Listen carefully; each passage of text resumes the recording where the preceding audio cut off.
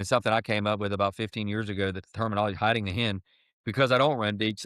When I set up on a turkey or I'm setting up blind calling and just no engagement, I'm just setting up in an area and doing some calling to try to lure one in.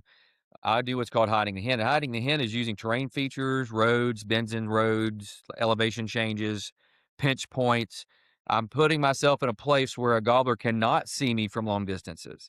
He has to close if he wants to make any kind of a play on this old sexy girl he's hearing.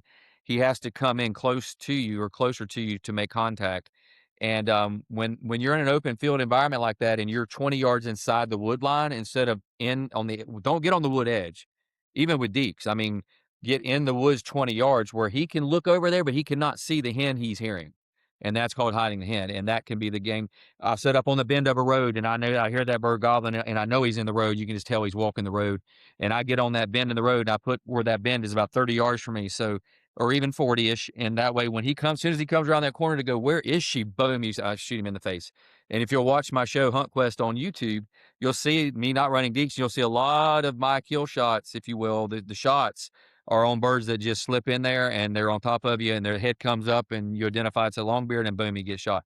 So just because of that very reason, that's how you set up. There's not a bunch of B-roll humping decoys and fighting decoys and all that. Right. It's in the woods. It's using cover. It's using roads. It's using road beds, elevation changes, to hide that hen. And then when he comes in, and quite often he'll come in and go, "Uh-oh, where's the hen?" And it's too late. Like he'll come in to look for that hen. He cannot see her. He says, "There should be a hen here, but it's too late. He's in gun range."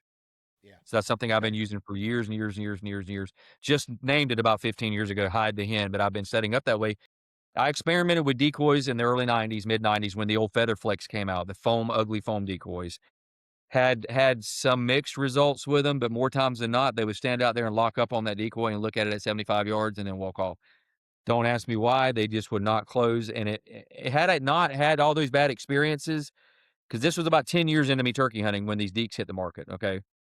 Had I not had that experience, I might be a diehard decoy user to this day, but I had bad experiences early on, and that changed my whole, and I'd already learned to hunt them without decoys anyways, okay? So when they were introduced, I said, "Well, I gotta try this. This is a no-brainer. Look how ducks decoy to decoys.